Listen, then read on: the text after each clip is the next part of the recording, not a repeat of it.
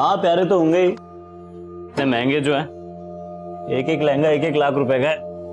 पर क्या है, तू डिसाइड कर ले कौन सा पहनेगी 21 फरवरी को। 21 फरवरी को तो नहीं पहनूंगी। तो शादी में जींस टॉप पहनेगी क्या? तू बोलेगा तो जींस टॉप में भी शादी कर लूंगी, पर करूंगी तो 5 दिसंबर को ही। ये सारे महंगे महंगे लहंगे दिखा के ना मक्खन मत मार। टिफिन। तू ना बड़ी टेढ़ी चीज है। वो तो मैं हूँ। पर क्या है, मैं थोड़ा ज्यादा होता है। रुक या अभिषेक। मैं ना करूंगी नहीं शादी। देख तू कभी मेरी बात ही नहीं मानता यार। अरे मेरी बात। साहिल, जब तुम कह चुके थे कि हमारे बीच में कुछ नहीं हो सकता है, सब खत्म हो गया है, तो अब अगर मैं अभिषेक से शादी कर रही हूँ तो तुम्हें क्या प्रॉब्लम हो रही है? अनन्या, तुम अभिषेक को जानती नहीं हो। मुझे अब भी तुम्हारी फिक्र है। अभी तो तुम्हें अभिषेक बहुत अच्छा लग रहा है, लेकिन बाद में तुम पछताने वाली हो। पछताओगी मतलब? उसके कान बनने से अपने डिसीजन बदल देगी? देख समझा रहा हूँ तेरे को, हमारे बीच आने की कोशिश मत करना। अब मैं क्या कर लेगा बताओ तुझे। एक minute guys, please calm down. Sir तब तो बहुत गर्मा गर्मी थी अभिषेक और साहिल के बीच में। छोड़ो ना, अगर वो नहीं आना चाहता तो उसे फोर्स मत करो। पर फोन तो पिक करे यार, पता नहीं क्या हो गया है उसको। इसे इनसिक्योरिटी कहते हैं, इसलिए वो जलता है मुझसे। हम दोनों के बीच में जो भी था वो आज खत्म हो चुका है, लेकिन इस बात पर वो ट्रस्ट ही नहीं करना चाहता। शक करता है तुम पे, कल को और शक करेगा। और तुम मुझसे शादी करना चाहती हो। शादी का फैसला सोचकर करना। हेलो,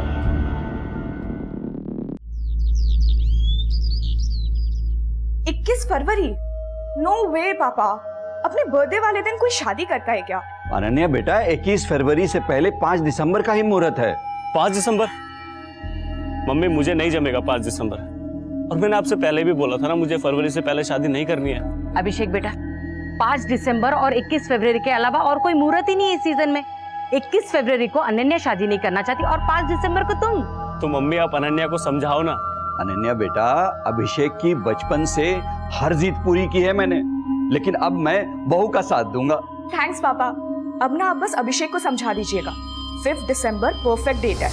मम्मी आप बिना सोचे समझे 21 फरवरी के कार्ड छपवा दो। शादी तो 21 फरवरी को ही होगी। जी मम्मी। हाँ ठीक है जी। 21 फरवरी? हाँ। हाँ मतलब क्या? अरे तुम्हारी माँ से बात हो गई है मेरी। तो अरे सर, मैडम, हम लोग एक काम करते हैं ना, टॉस कर लेते हैं। जो टॉस जीतेगा वो शादी की डेट फाइनल कर लेगा। टॉस वॉस कुछ नहीं, 5 दिसंबर डन है। हाँ तो मुझे भी कोई टॉस वॉस नहीं करना है। और अगर तुम्हें मुझसे शादी करनी है ना तो 21 फरवरी को होगी, वरना तुम। हाँ मत कर, छोड़ना, क्या फर्क पड़ता है वैसे भी। अनन्या यार, अब तू मुझे हर्ट कर रही है।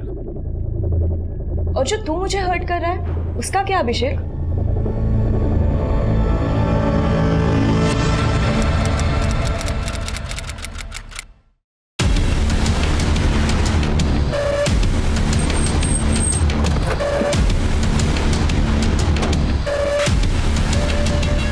सर इस तरह सर, लाश को देख के लग रहा है कि 2 मर्डर हुए हैं, लेकिन बॉडी एक ही मिली है।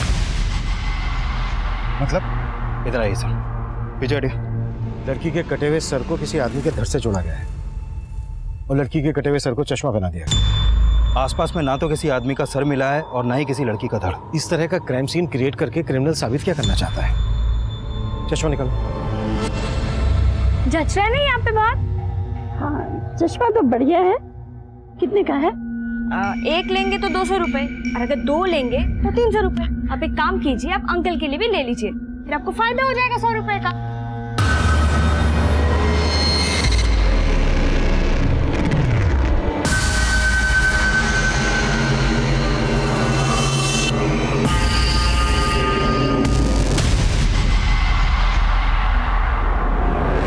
क्यों आप मेरा रास्ता क्यों रोक रहे हो? मैंने ना एक नॉवल में पढ़ा था, एक चश्मा ऐसा भी होता है इसको पहनने के बाद सामने वालों के कपड़े के पार सब कुछ नजर आता है। तेरे पास है चश्मा ऐसा?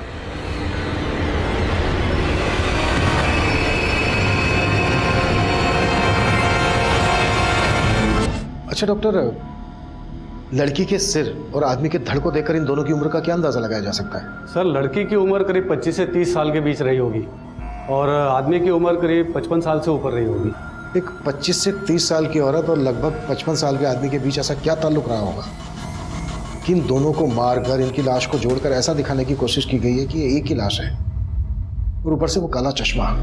सर सब कुछ चौंकाने वाला है। ऐसा क्राइम तो कोई सरफरा ही कर सकता है। सिर्फरा नहीं, ये किसी बहुत ही दिमागदार आदमी का काम है, जिसने दो मर्डर करके जानबूझकर ऐसा क्राइम सीन क्रिएट करने की कोशिश की है कि हम मर्डर के मोटिव को लेकर शुरुआत से कंफ्यूज हो जाए। हाँ अंकल, कुछ पता नहीं चल रहा अंकल। ना अनन्या मैडम का फोन लग रहा है, ना अभिषेक सर का। संगीता बेटा, अभिषेक और अनन्या के दोस्तों से मालूम किया कि वो दोनों कहाँ गए थे? हाँ अंकल, सबको फोन किया, लेकिन दोनों को कोई खबर नहीं है। अब अंकल, वो अनन्या मैडम की मम्मी का फोन आ रहा है पीछे से, वो भी बहुत परेशान है। मैं आपको फोन करती हूँ 2 मिनट में। ठीक है बेटा। हेलो, हाँ आंटी। आंटी आप परेशान मत होइए, मैं अनन्या मैडम के बारे में पता करके बताती हूँ आपको। और अभिषेक, उसका कुछ पता चला क्या? नहीं, मेरा मतलब है अभिषेक सर और अनन्या मैडम दोनों के बारे में पता करके बताती हूँ, आप बस परेशान मत होइए। हाँ हाँ आंटी, आंटी मैं ना आपको पता करके बताती हूँ। हाँ, बाद में फोन करती हूँ। ये अभिषेक भैया का नारियल पानी है। सर, सोनीपत के सेक्टर 7 के पुलिस स्टेशन में एक कपल की मिसिंग कंप्लेंट दर्ज हुई है। ये कपल सेक्टर 7 में ही रहता था। सर, लड़की का फोटो उस सर से मैच करता है जो हमें उस बुजुर्ग आदमी के धड़ के साथ मिला था। ये लड़का और लड़की लगभग दोनों सेम एज के लग रहे हैं, तो फिर ये धड़ किस बुजुर्ग आदमी का है? सर, फिलहाल ऐसा कुछ पता नहीं चला है कि इनके साथ कोई बुजुर्ग आदमी भी गायब हुआ था। इन दोनों अभिषेक और अनन्या के बीच रिश्ता क्या है? सर, इन दोनों की शादी होने वाली थी और इनकी मिसिंग कंप्लेंट इनकी मेड संगीता ने करवाई थी। क्योंकि अनन्या की मां बंगाल में रहती है और अभिषेक के पेरेंट्स पंजाब में। इनके घर की चाबी इनकी मेड संगीता के पास रहती है। उस एरिया के पुलिस स्टेशन से कांटेक्ट करो, हमें उस मेड संगीता से मिलना है। Okay sir.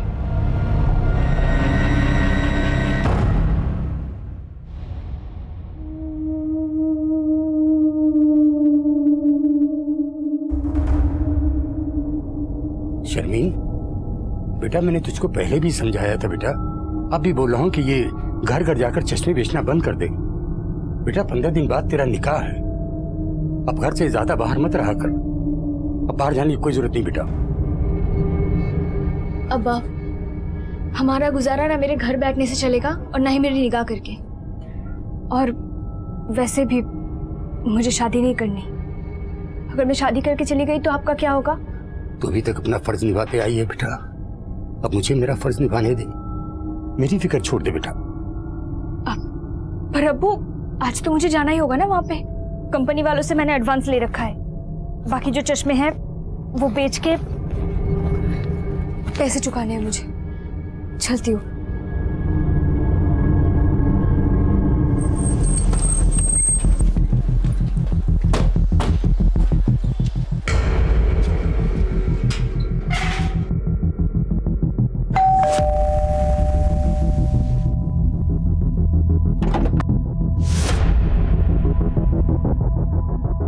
हमें अनन्या का कटा हुआ सर मिला है।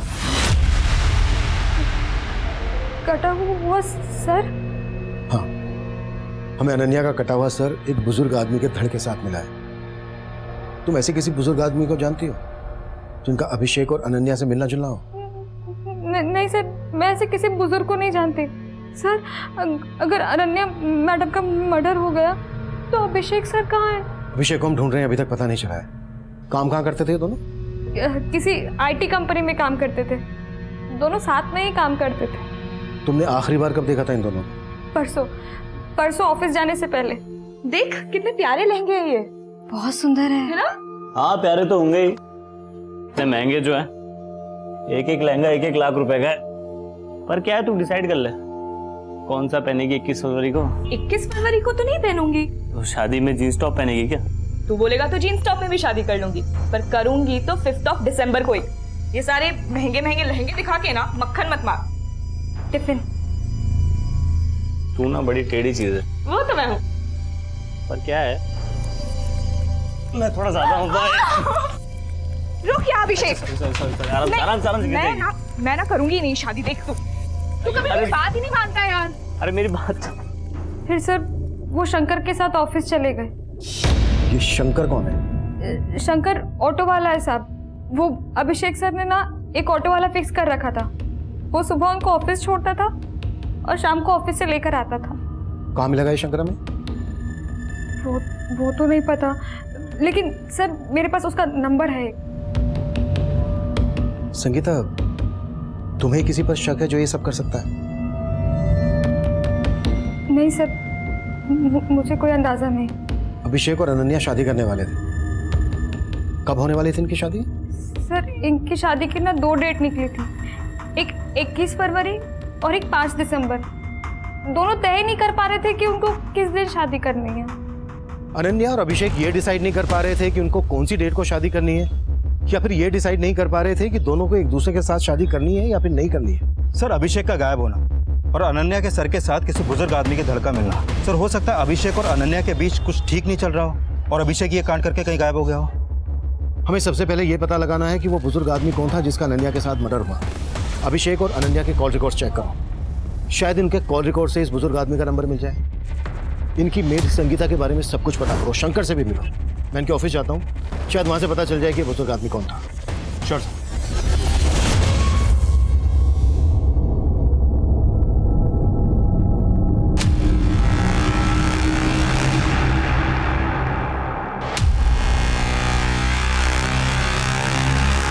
क्या चाहिए तुम लोगों को?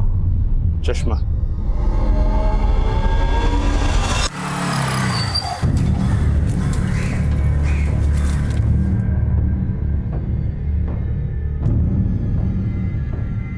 हाँ साहब, संगीता सही बोल रही थी।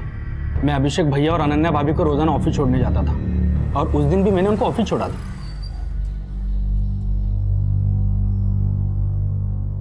चलो भैया, टाइम पे आ जाना। हाँ भैया।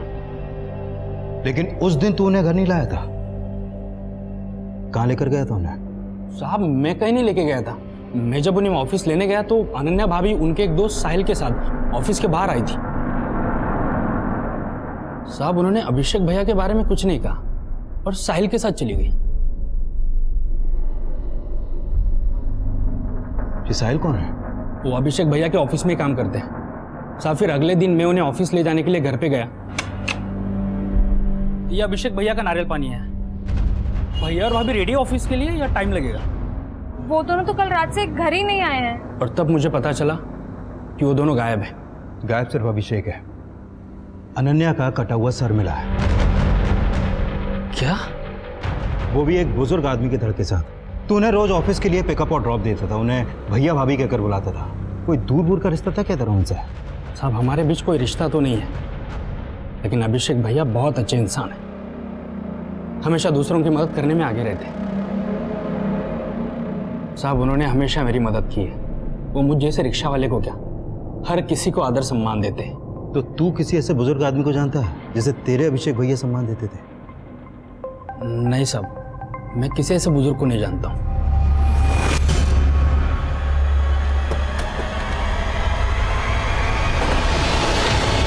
सर, अभिषेक और अनन्या मेरे अंडर काम करते थे। आपके ऑफिस में कोई बुजुर्ग भी काम करते थे जो उनके साथ गायब है? बुजुर्ग नहीं सर।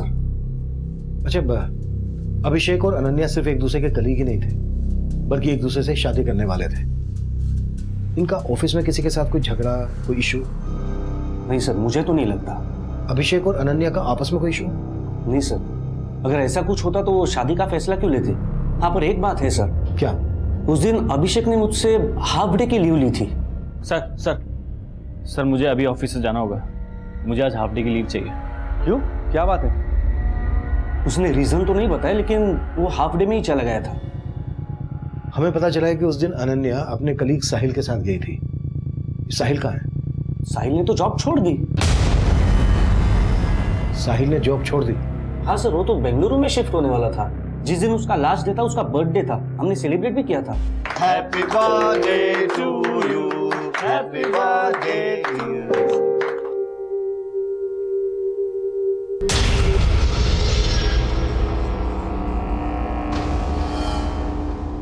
सर, अभिषेक उस दिन काफी अपसेट था, लेकिन अनन्या काफी खुश लग रही थी।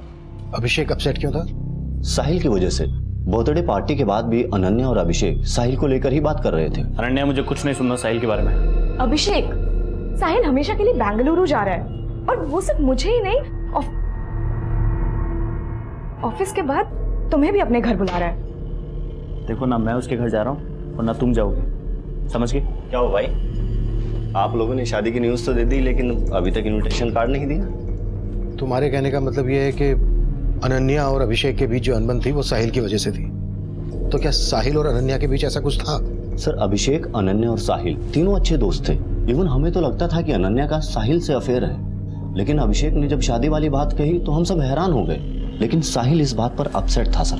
साहिल, जब तुम कह चुके थे कि हमारे बीच में कुछ नहीं हो सकता है, सब खत्म हो गया है, तो अब अगर मैं अभिषेक से शादी कर रही हूँ तो तुम्हें क्या प्रॉब्लम हो रही है? अनन्या, तुम अभिषेक को जानती नहीं हो। मुझे अब भी तुम्हारी फिक्र है। अभी तो तुम्हें अभिषेक बहुत अच्छा लग रहा है, लेकिन बाद में तुम पछताने वाली हो। पछताओगी मतलब? उसके कान बनने से अपने डिसीजन बदल देगी? देख, समझा रहा हूँ तेरे को, हमारे बीच आने की कोशिश मत करना। अब मैं क्या कर लेगा बताओ तुझे। एक minute guys, please calm down. Sir, तब तो बहुत गर्मा गर्मी थी अभिषेक और साहिल के बीच में, लेकिन साहिल बाद में उनका दोस्त बन गया था।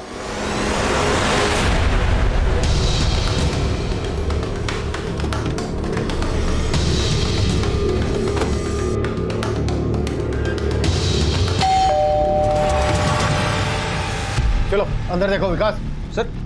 सर आप क्या कर रहे हैं सर? तुझे अच्छे से पता है हम यहाँ क्यों आए? अनन्या को क्यों मारा तूने? मैंने कुछ नहीं किया सर। तू आखिरी बार अनन्या के साथ देखा गया था?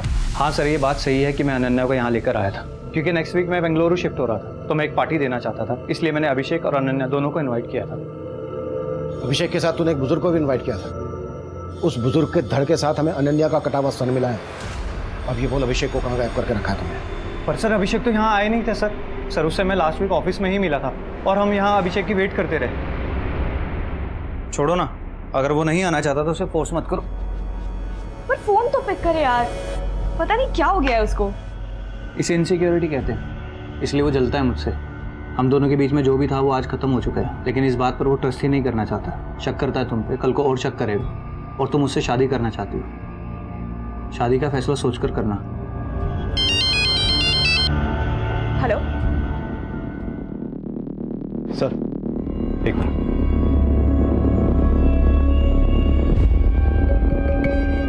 सर, यहाँ कुछ भी सस्पिशियस नहीं मिला, लेकिन अब इस पर भरोसा नहीं कर सकते।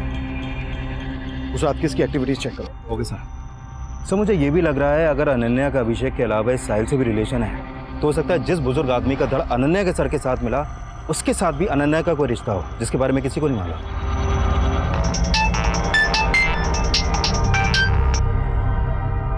हाँ सोलंकी,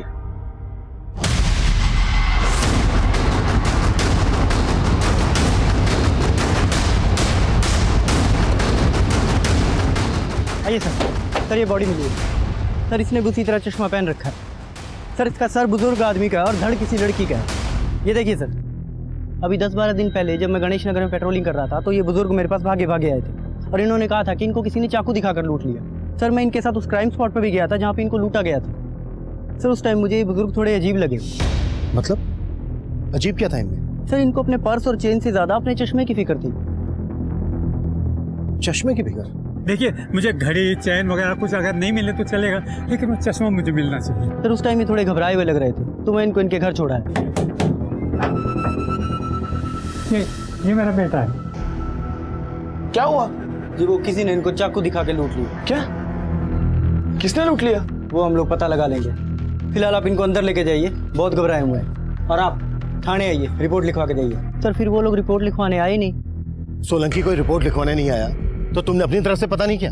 वो सर, मैं उस टाइम किसी और केस में बिजी था तो दिमाग से निकल गया। लेकिन सर, इनका नाम और नंबर मैंने ले लिया था। ये गणेश नगर में रहते हैं सर। इनका नाम विजेंद्र है। सर, ये गणेश नगर तो अपने एरिया में आता है।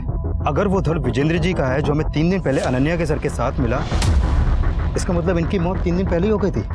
तो फिर विजेंद्र जी के घर वालों ने इनकी मिसिंग कंप्लेंट तो नहीं दर्ज करवाई? और ये सोलंकी बोल रहा है कि इन्हें अपने पैसे, चैन, इन सबसे ज्यादा अपने चश्मे की फिक्र थी।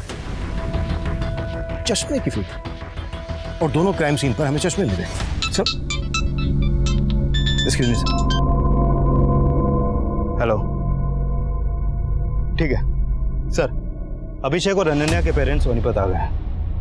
विकास, तुम अनन्या और अभिषेक के पेरेंट्स और बाकी सबसे ही पता करो कि इन बुजुर्ग का अभिषेक और अनन्या से क्या कनेक्शन हो सकता है। मैं सोलंकी के साथ इनके घर जाता हूँ और वहां से इनका एक प्रॉपर फोटो भेजता हूँ तुम्हें। श्योर साहब।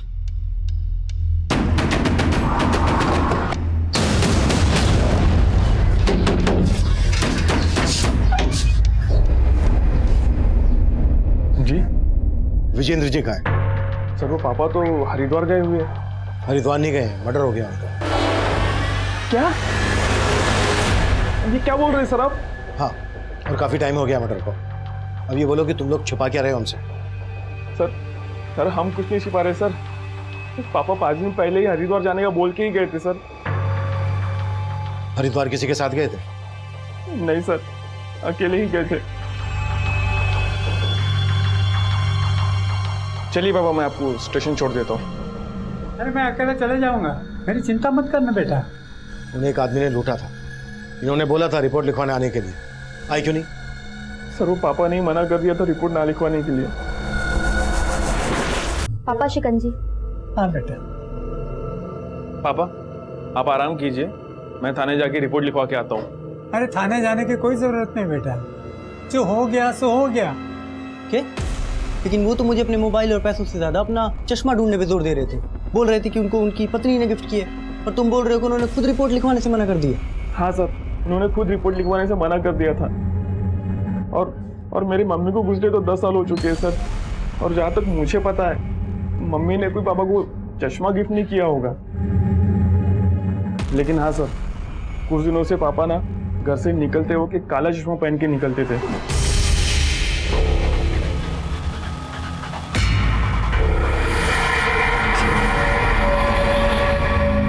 विजेंद्र जी की लाश हमें 2 लड़कियों के साथ मिली। अभी जिस लड़की के साथ लाश मिली उनकी, उस लड़की के धड़ के साथ उनका सर जुड़ा हुआ था। लेकिन इससे पहले जिस लड़की के साथ हमें उनकी लाश मिली, उस लड़की के सर के साथ विजेंद्र जी का धड़ जुड़ा हुआ था, और वो लड़की ये है, और इसका नाम है अनन्या। जानते हैं उसको? नहीं सर, मैं तो इसे नहीं जानता। ये विजेंद्र थे, इन्हीं के बॉडी पार्ट्स को अनन्या के बॉडी पार्ट से जोड़ा गया था। आप लोग जानते हैं ना? नहीं सर, मैं तो नहीं जानता, और हम तो यहाँ रहते भी नहीं। तुम जानते हो? नहीं सर, कभी विजेंद्र का नाम उनके मुंह से भी नहीं सुना, और ना ही इनके साथ कभी उनको देखा है। मुझे आपसे अकेले में कुछ बात करनी है।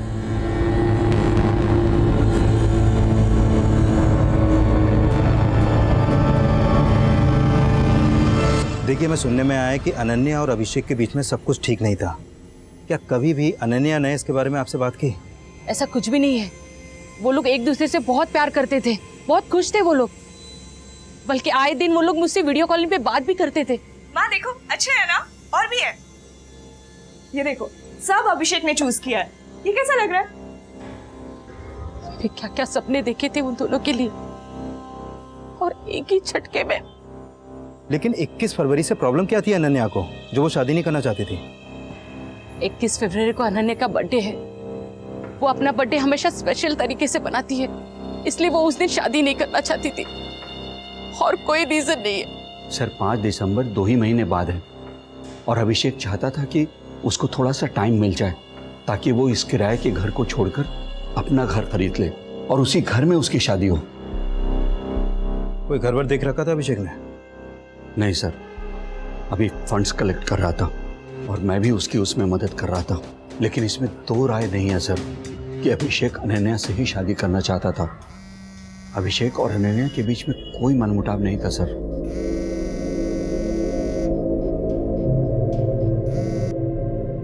हेलो, हाँ अभी सब कुछ कंट्रोल में है यहाँ पे, लेकिन यहाँ पे फिर से आने की कोई गलती मत करना, वरना तुम भी फंसोगे और मैं भी फंसूंगी।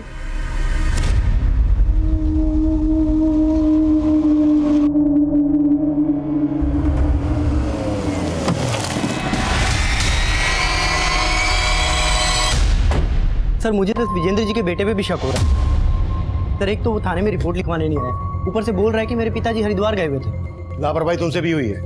वो नहीं आए तो भूल गए उस चोर को जिसने विजेंद्र को लूटा था? सर मैं गया था विजेंद्र जी के साथ उस जगह। सर मैंने देखा था वहाँ पे कोई सीसीटीवी नहीं था। सर विजेंद्र जी ने उस चोर का हुलिया बताया था, बोला था कि उसने अपना मुंह ढका हुआ था, उसकी आंखें भूरे रंग की थी। तो अब ढूंढो उस भूरी आंख वाले चोर को, शायद वहां से हमें कोई लीड मिल जाए, और इस बार कोई कोताही नहीं होनी चाहिए। जी सर। सर अभिषेक और अनन्या के कॉल रिकॉर्ड में भी विजेंद्र जी का नंबर नहीं मिला, लेकिन दोनों के फोन मुरथल में बंद हुए। अभिषेक के फोन से लास्ट कॉल अनन्या को मुरथल से हुआ, और उसके बाद अनन्या का फोन भी मुरथल तक ट्रेवल हुआ और फिर इन दोनों के फोन वहां पर बंद हो गए। हमें लाशें मिली गुहाना में और फोन बंद हुए मुरथल में। मुरथल में अभिषेक, अनन्या और विजयन से कनेक्टेड कोई आदमी रहता है क्या? नहीं सर, फिलहाल ऐसा कुछ पता नहीं चला है। गुहाना से लेकर मुरथल तक हर एरिया स्कैन करो, शायद बाकी के बॉडी पार्ट्स मिल जाएं। अभिषेक घर खरीदने के लिए फंड का जुगाड़ कर रहा था। हो सकता है ये कांड फाइनेंशियल डिस्प्यूट से जुड़ा हुआ हो। अभिषेक के बैंक ट्रांजैक्शन चेक करो और विजेंद्र के बेटे बहू से मिलो। दोनों जुड़ी हुई लाशों ने एक जैसे काले चश्मे पहने हुए थे। इन चश्मों पे किसी ब्रांड का नाम नहीं है। पता करो इस तरह के काले चश्मे कहां कहां बेचे जाते हैं, शायद वहां से हमें क्रिमिनल के बारे में पता चल जाए। Okay sir. छोड़ दो मुझे, छोड़ दो, मैं पुलिस को जाके सब कुछ बता दूंगी। पुलिस को बताएगी? अरे तू पुलिस के पास ना जाए तभी तुझे यहाँ उठाकर लाए। सर, पोस्टमार्टम करने वाले डॉक्टर से एक चौंकाने वाली बात पता चली है। क्या? विजेंद्र जी के सर के साथ जो धड़ हमें मिला था वो धड़ अनन्या का है ही नहीं। व्हाट? हाँ सर, अनन्या का सर उस धड़ के ब्लड सैंपल से मैच ही नहीं करता है। लेकिन सर, अनन्या के सर के साथ जो धड़ हमें मिला था वो धड़ विजेंद्र जी के सर के ब्लड सैंपल से मैच करता है। मतलब विजेंद्र जी के साथ अनन्या के अलावा किसी और लड़की की भी हत्या हुई है? हाँ सर, और उस लड़की की उम्र 22 से 25 साल के बीच की होगी। ये केस वाकई में अफेयर और रंजिश का है या फिर किसी साइको और सीरियल किलर का काम है? सर ये अभिषेक की बैंक स्टेटमेंट। अभिषेक और अनन्या के मोबाइल फोन 7 सितंबर को रात 9 बजे बंद हुए थे और अभिषेक के अकाउंट से 8 सितंबर की सुबह को 40,000 रुपए निकाले गए। इसका मतलब अभिषेक के गायब होने के बाद पैसे निकाले गए और अभिषेक के अकाउंट से पैसे निकाले गए हैं सोनीपत के सेक्टर 11 के एटीएम से। विकास, उस एटीएम की फुटेज निकालो। सर। और उस चोर का पता चला जिसने विजेंद्र को लूटा था? नहीं सर, मैंने कई हिस्ट्री शीटर्स को खंगाला है लेकिन सर कुछ आइडिया नहीं लग रहा। प्लीज मुझे जाने दो, मैं तुम्हारे आगे हाथ जोड़ रही हूँ, मुझे जाने दो। तुझे तभी जाने देंगे जब तू मेरी बात मानेगी, समझी? जैसा मैं बोलूंगा वैसा ही करेगी। चल।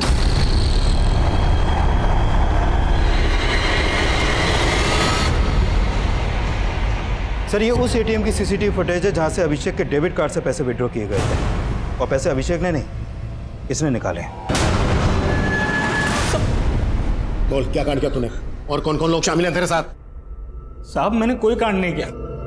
खुद अभिषेक भैया ने मुझे डेबिट कार्ड दिया था पैसे निकालने के लिए। हाँ बस।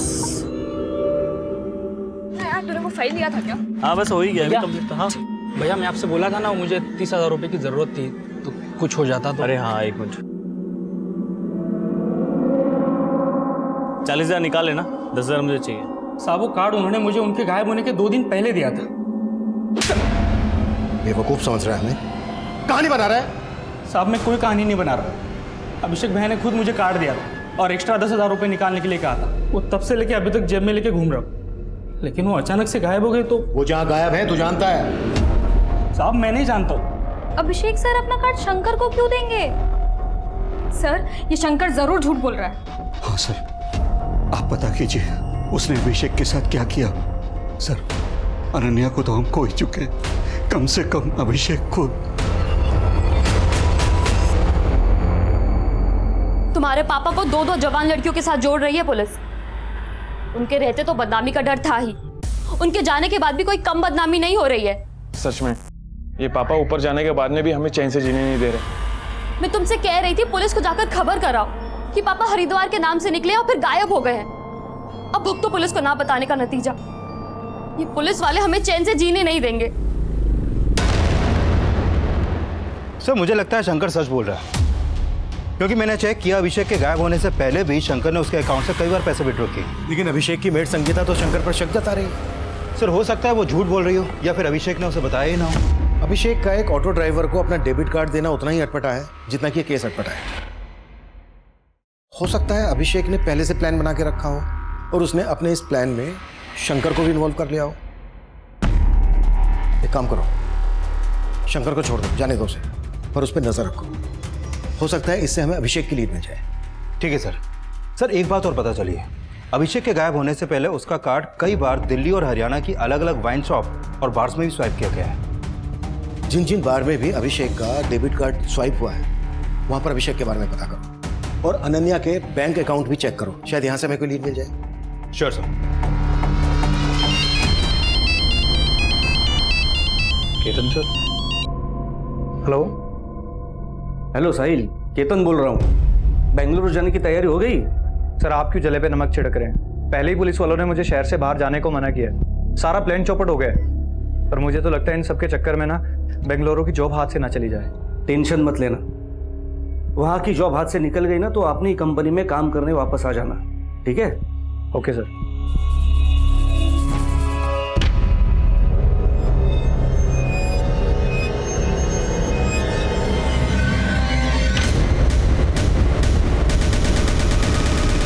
सर विजेंद्र जी के कॉल रिकॉर्ड में एक नंबर मिला है।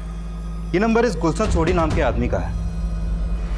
सर विजेंद्र जी गुलशन सोडी को लगातार कॉल कर रहे थे और पता चला है कि गुलशन सोडी मैच मेकर है, लड़के और लड़कियों का रिश्ता करवा के उनकी जोड़ियां बनाता है।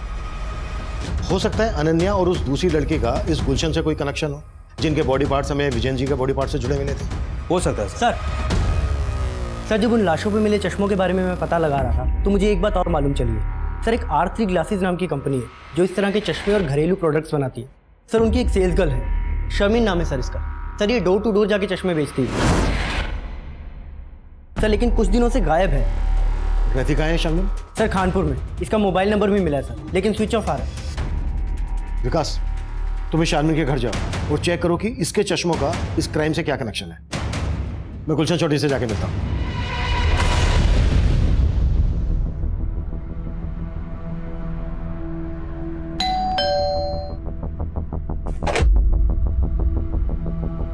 जी गुलशन चौधरी।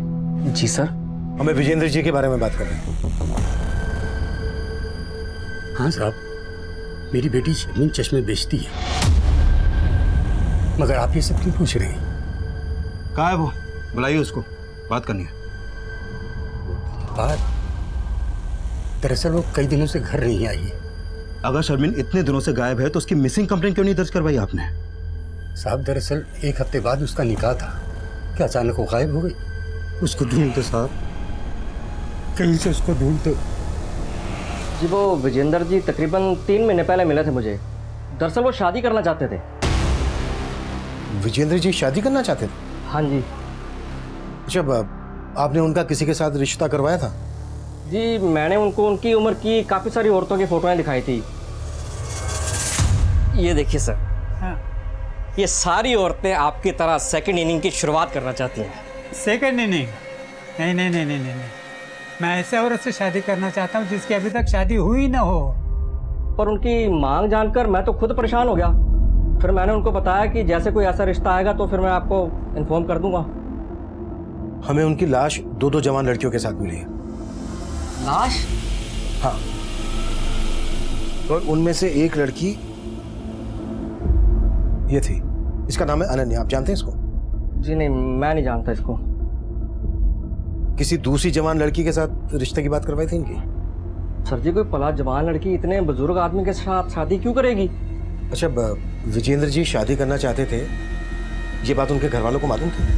नहीं जी, मुझे तो विजेंद्र जी अकेले मिलने आते थे। ये शर्मिन नाम की लड़की भी शादी करना चाहती थी। आप जानते हैं इसको? नहीं सर, मैं नहीं जानता। सर पापा इस उम्र में शादी क्यों करेंगे? जरूर आपको कोई गलत इन्फॉर्मेशन मिली है सर।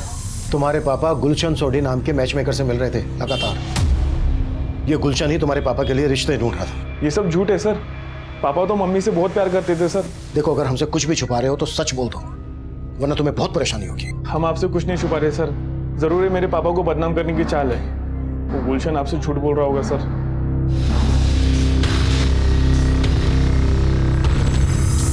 सर, चूंकि विजेंद्र जी का सर और धड़ दोनों मिल गए हैं, इसलिए उनकी कंप्लीट पोस्टमार्टम रिपोर्ट तैयार हो गई है। इस रिपोर्ट के मुताबिक विजेंद्र जी को मारने से पहले उनको कोई नशीली चीज खिलाई गई थी। मतलब विजेंद्र जी का गला नशे की हालत में काटा गया? नहीं सर, ऐसा नहीं है। विजेंद्र जी को पहले नशा देकर बेहोश किया गया, फिर उनका गला घोटा गया जिससे उनकी सांसें रुक गई, और फिर विजेंद्र जी की मौत होने के बाद उनका गला काटा गया। सर, अगर विजेंद्र जी वाकई में शादी करना चाहते थे तो ये रिवर्स ऑनर किलिंग का भी तो एंगल हो सकता है। तुम्हारे कहने का मतलब यह है कि विजेंद्र जी के बेटे और बहू को इनका शादी करना शान के खिलाफ लगा? हो सकता है सर, और विजेंद्र जी की बीवी आने से उनके बेटे बहू का उनकी जायदाद पे हक भी कम हो जाता। ये केस इतना अटपटा है कि समझ में नहीं आ रहा है कि इसमें कोई पर्सनल एंगल है या फिर कोई बहुत बड़ा गेम है।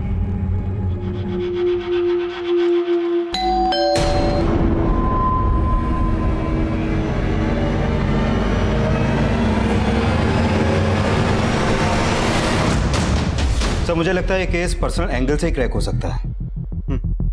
अच्छा, मैं अनन्या के बैंक ट्रांजैक्शन चेक कर रहा था तो मुझे मिला कि उसके मर्डर से 10 दिन पहले उसके अकाउंट से 22,024 रुपए किसी सगमा इंटरप्राइजेस के नाम ट्रांसफर हुए थे। पता करो ये सगमा इंटरप्राइजेस क्या चीज़ बनाती है। Sure sir. सर अभिषेक जिन जिन बार्स में जाता था उनमें से एक की सीसीटीवी में कुछ मिला है। अभिषेक के साथ इसमें 2 लड़के दिख रहे हैं, एक का चेहरा दिख रहा है और एक का नहीं दिख रहा है। सर दूसरे लड़के के बारे में हमें शंकर से पता चल जाएगा।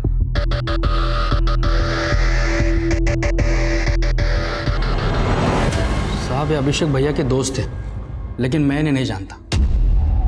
तो खुद बैठ के इनके साथ पी रहा था और बोल रहा है तू इनको नहीं जानता। साहब तब मैं अभिषेक भैया को सिगरेट देने गया था। अरे भाई जैसा तुम्हारे। भैया आपका सिगरेट। हाँ तू भी बैठ जा। अरे नहीं भैया, मैं कैसे पी सकता हूँ, आपको घर पे छोड़ना है। अरे बैठ ना, इधर आ। और भैया ने जबरदस्ती बिठा लिया मुझे। इसका स्केच बनवा सकता है? साहब पहले और आखिरी बार मिला था, कुछ याद नहीं आ रहा है। सोलंकी, इसकी याददाश्त चली गई है, जरा याददाश्त वापस लाने में इसकी मदद कर। साहब मुझे सच में नहीं मालूम है। सर अनन्या के बैंक अकाउंट से जिस संगमा इंटरप्राइजेस कंपनी को पैसे ट्रांसफर हुए थे वो कंपनी सीसीटीवी कैमरा और हिडन कैमरा इंस्टॉल करने का काम करती है। मैंने उधर बात की तो पता चला कि अनन्या ने अपने घर में सीसीटीवी कैमरा नहीं बल्कि हिडन कैमरा इंस्टॉल करवाए थे। Hidden camera? हाँ सर, और वो कैमरे अनन्या ने खुद इंस्टॉल करवाए थे।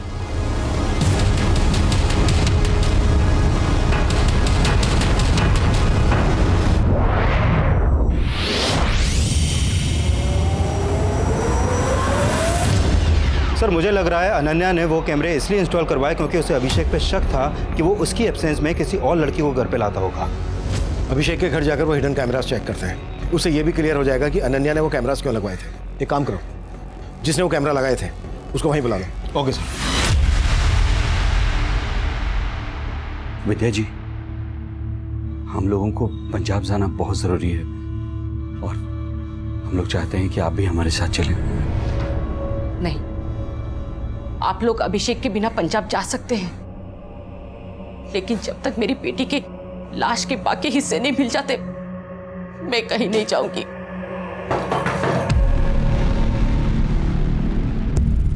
हमें यहाँ की तलाशी लेनी है। तलाशी? जी, ये रहा सर्च वारंट।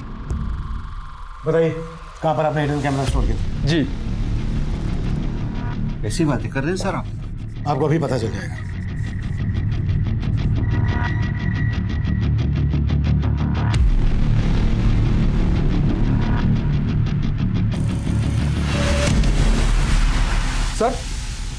सर हमने जो कैमराज लगाए थे वो गायब है। उनकी फुटेज जरूर किसी पीसी या लैपटॉप में स्टोर की गई। कुछ मिला पीसी या लैपटॉप? हाँ सर, ऊपर एक लैपटॉप है। चेक करो।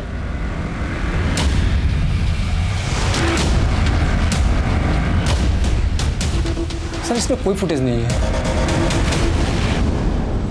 जब मुझे ये नहीं पता कि कैमरा लगवाया किसने, तो ये कैसे पता होगा कि किसने निकलवाया सर? तुम यहाँ पर अनन्या के आने के पहले से ही काम कर रही थी, है ना? जी सर। क्या अभिषेक पहले यहाँ पर किसी लड़की के साथ? नहीं सर, अभिषेक सिर्फ ऐसे नहीं थे जैसा आप सोच रहे हैं। हो सकता है संगीता भी शंकर की तरह अभिषेक की वफादारी कर रही हो। लेकिन सर शंकर तो कुछ उगल ही नहीं रहा और संगीता के खिलाफ भी अभी तक कुछ नहीं मिला है। सर अभिषेक के साथ जो ये लड़का बार में बैठा है, इसका मोबाइल नंबर हमें इस शमीन के कॉल रिकॉर्ड में मिला है। व्हाट? जी सर सत्यम नाम है इसका। इसका मोबाइल नंबर भी कई दिनों से बंद आ रहा है।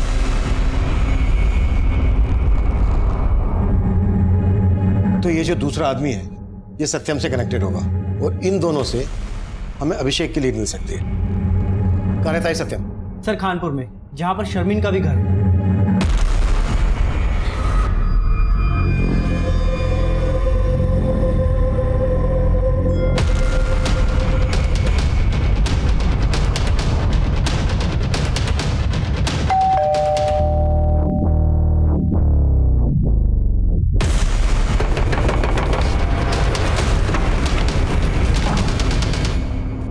फेस पर, इसके हाथों पर, बॉडी पर कई जगह चोटों के निशान हैं। ऐसा लग रहा है जैसे इसको मार पड़ी हो। लेकिन दरवाजा अंदर से लॉक था। इसने वाकई में सुसाइड किया है या ये फांसी की रस्सी? कुछ अजीब नहीं लग रही? सर जी, ये राजू है, सत्यम का पड़ोसी।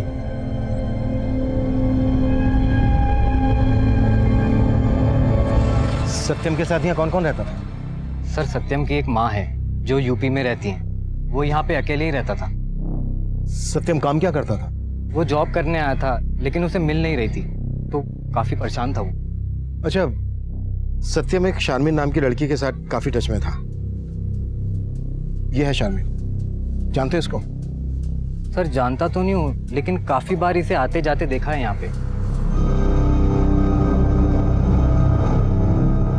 सत्यम के साथ जो ये लड़का है, इसका नाम है अभिषेक। और ये जो दूसरा लड़का है, इसको जानते हो? शायद इसका भी आना जाना हो। नहीं सर, मैं इसके बारे में कुछ नहीं जानता।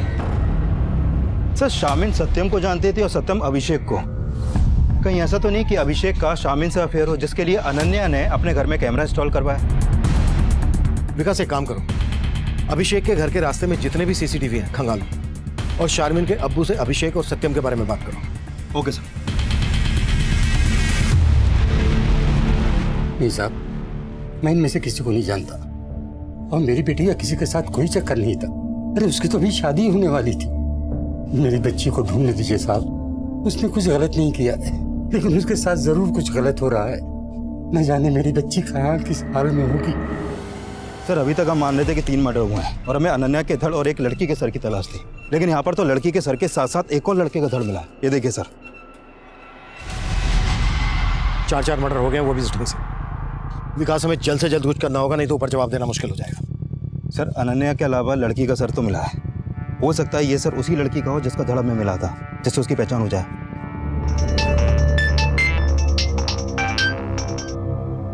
हाँ सोलंकी। सर अभिषेक के घर के पास वाले सीसीटीवी में मुझे शर्मिन या कोई और लड़की तो नहीं दिखाई दी है, लेकिन हाँ सर, एक लड़का दिखाई दे रहा है जो मुझे सस्पिशियस लग रहा है। ये देखिए सर, ये रास्ता अभिषेक के घर की तरफ जाता है और अभिषेक और अनन्या के गायब होने के पहले ये लड़का लगभग रोजाना अभिषेक के घर की तरफ जाता था और कई घंटों बाद लौटता था।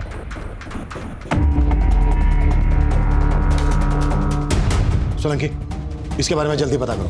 सर। विकास, सत्यम के कॉल रिकॉर्ड्स चेक करो और पता करो कि उसके कॉल रिकॉर्ड्स में इस लड़के की शक्ल वाले किसी आदमी का नंबर है क्या। हो सकता है ये लड़का वही हो जो बार में अभिषेक और सत्यम के साथ बैठा था। Okay sir. हाँ सर, इस लड़के को मैंने एक आध बार अभिषेक के घर से निकलते हुए देखा था, और जब उस दिन वो अभिषेक के घर से जब बाहर निकल रहा था तो अभिषेक की मेड ने दरवाजा बंद किया था। बताती हूँ सर। सर वो खेमचंद है। तेरा और खेमचंद का इस कांड से क्या लेना देना है? कोई लेना देना नहीं है सर, वो बस मेरा बॉयफ्रेंड है सर। बॉयफ्रेंड? कहाँ मिलेगा तेरा बॉयफ्रेंड खेमचंद? सर वो एवरेस्ट प्लाजा बिल्डिंग में गार्ड है। तो वो हिडन कैमरा इसलिए निकलवाए ताकि तेरा और तेरे बॉयफ्रेंड खेमचंद का राज ना खुले? नहीं साहब, मैंने कोई कैमरा नहीं निकलवाया, हम तो बस प्यार करते थे। वो एवरेस्ट बिल्डिंग में नाइट शिफ्ट ड्यूटी पे था, तो अभिषेक सर और अनन्या मैडम के घर से चले जाने के बाद बस दिन में आया करता था सर। सर मैं सिर्फ संगीता से मिलने जाता था सर, इसके अलावा मैंने कुछ नहीं किया सर। बातों के भूत बातों से नहीं मानते।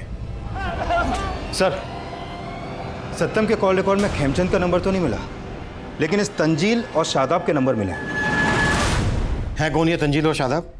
सोनीपत के लोकल गुंडे हैं सर ये। इन पे पहले भी मारपीट के कई केस दर्ज हुए हैं। सत्यम का इन गुंडों के साथ कनेक्शन था, तो फिर सत्यम की लाश उसी के घर में मिलने का क्या चक्कर है? सर फिलहाल तो यही मालूम चला है कि सत्यम जॉब ना मिलने की वजह से परेशान था, शायद पैसों की तंगी की वजह से उसने सुसाइड किया हो। लेकिन सत्यम की बॉडी पर हमें मारपीट के निशान मिले थे। विकास, शादाब और तंजील को उठा के लेकर आओ। हो सकता है बार में अभिषेक और सत्यम के साथ जो वो दूसरा लड़का है वो इन दोनों में से कोई है। Okay sir.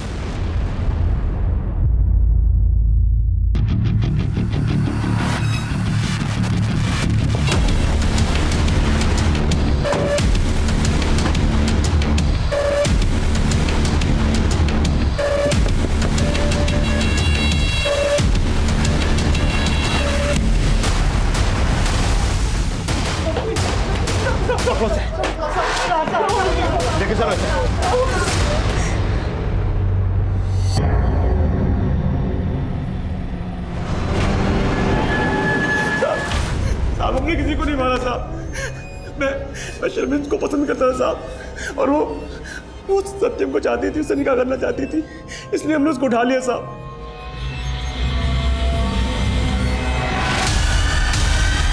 इधर हमने शर्मिन को उठाया और उधर सत्यम की कुटाई की। साले, हमारे धर्म की लड़की के साथ निकाह करेगा तू? तू निकाह करेगा? तू निकाह करेगा? सत्यम नहीं माना तो उसे मार के फांसी पर लटका दिया। फांसी नहीं साहब, हम सिर्फ उसको फोन करके धमकी दिया करते थे, और जब वो नहीं माना तो बस उसकी पिटाई की और कुछ नहीं किया साहब। ये सब तुमने शारमिन के अब्बू के कहने पे किया ना? क्योंकि उन्हें पता चल गया था कि सत्यम और शारमिन का अफेयर चल रहा है। नहीं सर, शारमिन के अब्बू तो उसका निकाह किसी और से कराना चाहते थे, और शर्मिन को मैं पसंद करता था, इसलिए शर्मिन को मैंने निकाह के लिए बोला था। सत्यम को भूल और मुझसे निकाह कर ले। प्यार करती हूँ मैं उसे। दूसरे धर्म का है वो। तेरा निकाह मुझसे होगा, नहीं तो मैं किसी दिन नहीं होने दूंगा। सोलंके, सर, जिस दूसरी लड़की का सर में मिला था उसको इस गुलशन के एक पड़ोसी ने आइडेंटिफाई किया है। सर, उस आदमी ने बताया कि उसने इस लड़की को गुलशन के घर में कई बार जाते हुए देखा है, और सर विजेंद्र जी का बेटा नमन भी कुछ दिन पहले गुलशन के घर में देखा गया।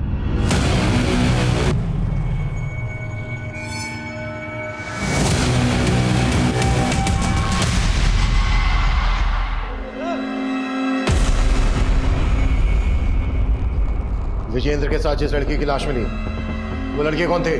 जी वो मेरी भतीजी स्वीटी थी। दरअसल विजेंद्र उससे शादी करना चाहता था, और विजेंद्र की ख्वाहिशें देखकर मैंने एक प्लान बना लिया। क्योंकि विजेंद्र के नाम काफ़ी जमीन जायदाद थी, तो मैंने सोचा कि स्वीटी की उससे शादी करवा दूंगा, और विजेंद्र जब अपनी मौत मरेगा तो सारा कुछ उसके नाम हो जाएगा।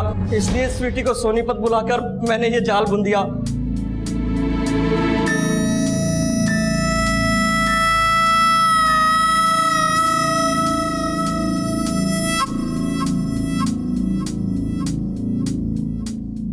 और देखते देखते वो स्वीटी पर लट्टू हो गया। वो उसको घुमाने लगी, और पिछले दिनों वो स्वीटी को पार्टी पर भी लेकर गया था। कौन सी पार्टी? जी वो तो मेरे को मालूम नहीं है, पर जब से वो गई है तब से लौटी नहीं। मैं उसकी मिसिंग कंप्लेंट लिखवाता तो खुद भी फंस सकता था, इसलिए मैं चुप्पी मारकर बैठ गया साहब। विजेंद्र का बेटा नमन भी तेरे से मिलने आता था? क्यों मिलने आता था? साहब आपके मिलने के बाद आया था वो। जी कहिए। मैं जानता हूँ कि तुम एक लड़की के साथ मिलकर मेरे पापा विजेंद्र को घुमा रहे हो। बोलो कौन है वो लड़की? भाई कौन सी लड़की? तुम्हें कोई गलतफहमी हो गई है। मैं किसी लड़की बड़की को नहीं जानता। मैंने उसको झूठ बोला था, क्योंकि साहब मैं डर गया था कि वो आपको कुछ बता ना दे। सर मुझे नहीं मालूम कि मेरे पापा किसी लड़की से मिल रहे थे। जब आपने मुझे गुलशन के बारे में बताया तब मैं वहाँ गया, और जानना तो जरूरी था ना सर कि वो लड़की कौन थी, जिसके चक्कर में मेरे पापा को लेकर लोग तरह तरह की बातें बना रहे थे। और इसी लोग लज्जा से बचने के लिए तूने अपने पापा और उस लड़की को? नहीं सर, मैंने ऐसा कुछ नहीं किया। गुलशन ने हमें बताया कि तेरे पापा स्वीटी के साथ एक पार्टी में गए थे। इस बारे में कुछ जानता है? पार्टी? हाँ। नहीं सर, पापा तो मुझे हरिद्वार जाने का बता के गए थे।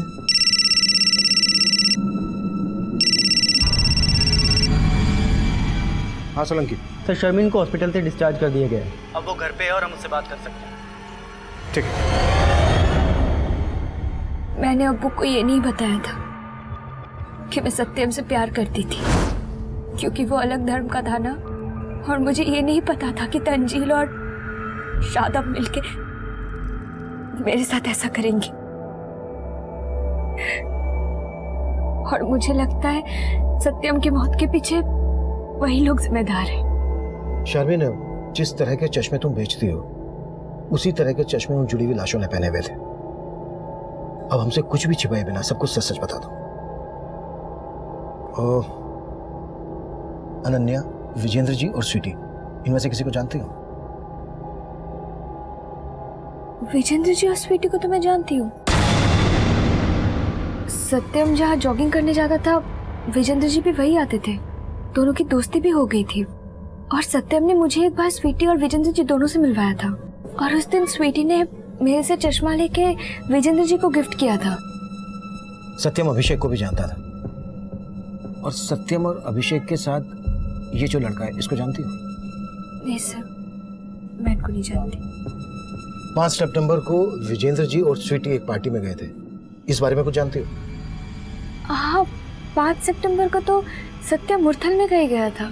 शायद विजेंद्र जी और स्वीटी भी वही जाने वाले थे।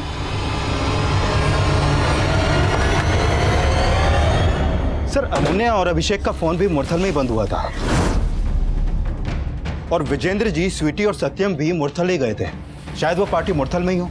लेकिन गुहाना में लगभग 15-15 किलोमीटर की दूरी पर हमें सबकी लाशें मिली, और मुरथल में सब क्यों और किस वजह से इकट्ठा हुए हो?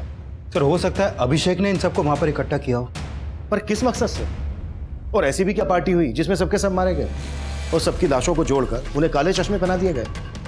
सत्यम ने सुसाइड कर लिया, वो भी इस अनोखी सी दिखने वाली रस्सी से लटक कर। और सर, अभी तक हमें यह भी नहीं पता चल पाया है कि स्वीटी के सर के साथ जो धड़ हमें मिला था वो किस लड़के का था। हमें कैसे भी करके उस लड़के का सर और अनन्या के धड़ का पता करना है। गुहाना से लेकर मुरथल तक पूरा एरिया स्कैन करो और पता करो ये सब के सब कौन सी जगह पर मिले थे। Okay sir.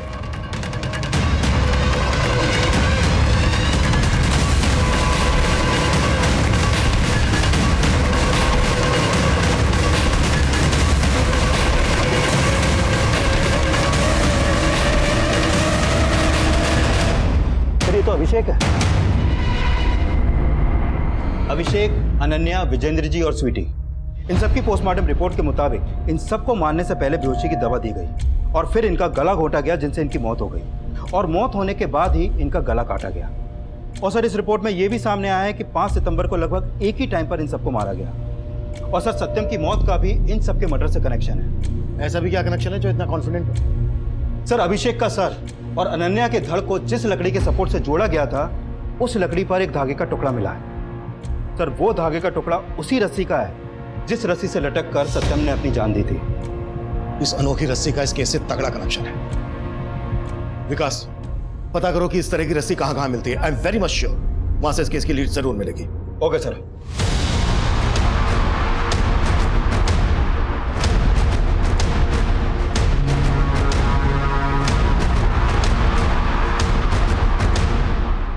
नहीं सर, ऐसी रस्सी कोई सप्लायर नहीं बनाता।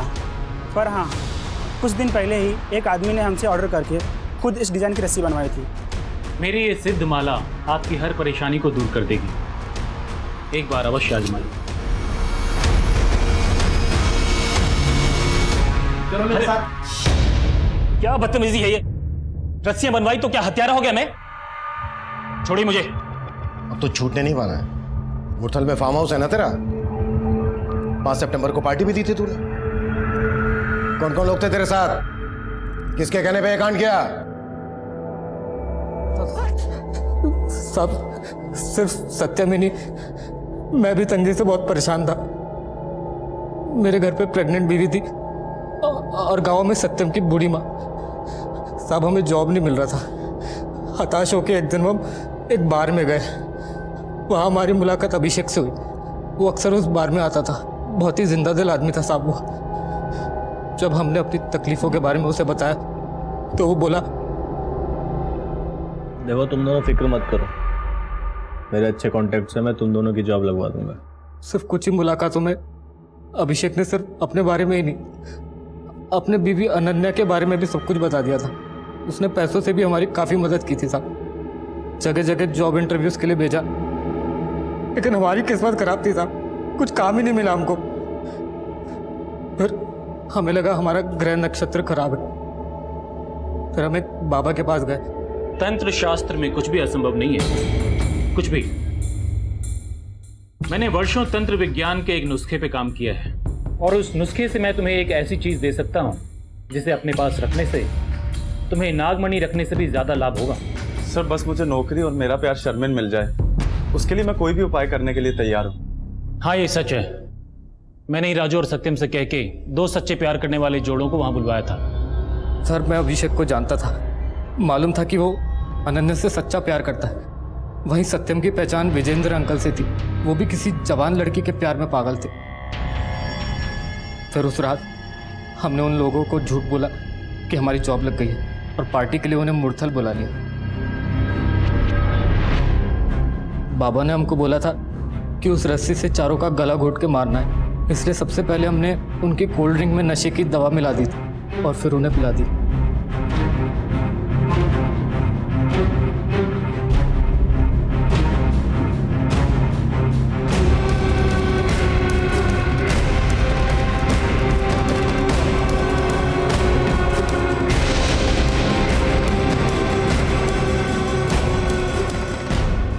बहुत अच्छे। अब तुम दोनों मिलकर इन सबके शरीर से इनका सर अलग कर दो और उसके बाद जोड़ियां बनाओ प्रेमी और प्रेमिका की।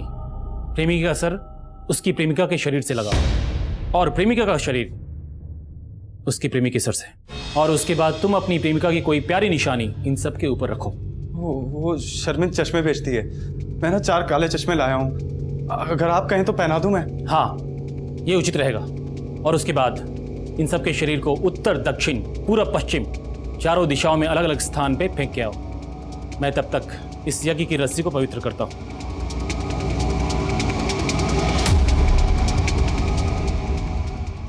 उस जादुई रस्सी के लिए हमने उस बाबा को 51,000 रुपए अभिषेक से उधार मांग के दिए थे और उसने कहा था उसको रखने से ये होगा वो होगा, लेकिन कुछ नहीं हुआ था साहब, उल्टा हमें ही दोष दे रहा था वो। मेरी साधना में कोई कमी नहीं थी। पहले तो मुझे लगा था शायद उनके प्रेम में कोई त्रुटि थी, उनका प्यार सच्चा था ही नहीं, शायद इसलिए मेरी रस्सी का असर नहीं दिखा। लेकिन बाद में पता चला उन मूर्खों ने प्रेमी प्रेमिका की जोड़ियां ही गलत बनाई थी। उसने तो अपना पल्ला झाड़ दिया और हम इतना सब कुछ करने के बावजूद वही के वही थे। ऊपर से तंजील और शादाब शर्मिन को उठा के ले गए थे। सत्यम बहुत टूट गया था अंदर से साहब। पता नहीं कहाँ ले गए वो शर्मिन को, लेकिन छोड़ूंगा नहीं उनको। रुक सत्यम रुक, होश से काम ले। होश ही तो नहीं है यार, और सबसे ज्यादा होश तो इस जादुई रस्सी ने उड़ा के रखे हैं। सोचा था इस रस्सी के मिलने से सारे काम बन जाएंगे, ने अपने दोस्तों को मार दिया यार। मैं गलत करा राजू, इसीलिए हमारे साथ गलत हो रहा है।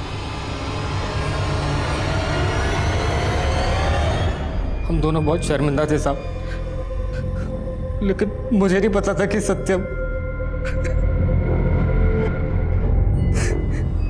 जब आप उसके घर पर आए तब पता चला कि उसने सुसाइड कर लिया। अब ये सब कुछ सर्वेश बाबा की वजह से हुआ है। अब हम आपको अपनी प्रतिभा दिखाएंगे और फर्स्ट एक्सपेरिमेंट, लोगों को मार के उनके साथ एक्सपेरिमेंट करता है। इतना कुट्टो इसको, इतना कुट्टो कि इसकी सारी प्रतिभा निकल जाए। इस केस में पागलपन की सभी सीमाएं लांघ दी गई थी। हमने सोचा नहीं था कि यह केस तंत्र और अंधविश्वास से जुड़ा होगा। कभी कभी जो हम सोचते हैं हकीकत उससे बिल्कुल अलग होती है। लालच में आकर राजू और सत्यम ने जो सोचा वो कभी हो नहीं सकता था। उन्होंने इस पाखंड के लिए सारे पैसे अभिषेक से ही उधार लिए और अभिषेक के साथ साथ उन्होंने अपने बाकी के दोस्तों को भी मार दिया, पर अंत में उनके हाथ कुछ नहीं लगा। सर्वेश जैसे लोग हमारी सोसाइटी के लिए खतरा हैं। किसी की जान लेकर कभी किसी को खुशी नहीं दी जा सकती। ऐसे लोगों पर कभी भरोसा नहीं करना चाहिए। किसी को जाने समझे बिना उससे मुस्कुराकर हाथ मिला लेना अच्छा है, जरूरतमंदों की मदद कर देना और भी अच्छा है, पर किसी से दोस्ती करने से पहले एक बार उसके अंदर झांक कर देख लेना बेहद जरूरी है। अगर अभिषेक और विजेंद्र ने सत्यम और राजू को सही से समझने की कोशिश की होती तो उन्हें इस अपराध की दस्तक मिल गई होती, इससे बचा जा सकता था। अब मैं सीनियर इंस्पेक्टर अभिमन्यु जिंदल आप लोगों से विदा लेता हूं। आपसे फिर मुलाकात होगी एक नए केस के साथ। स्वस्थ रहिए, सतर्क रहिए और देखते रहिए क्राइम पेट्रोल दस्तक। मकसद बताना नहीं, बचाना है।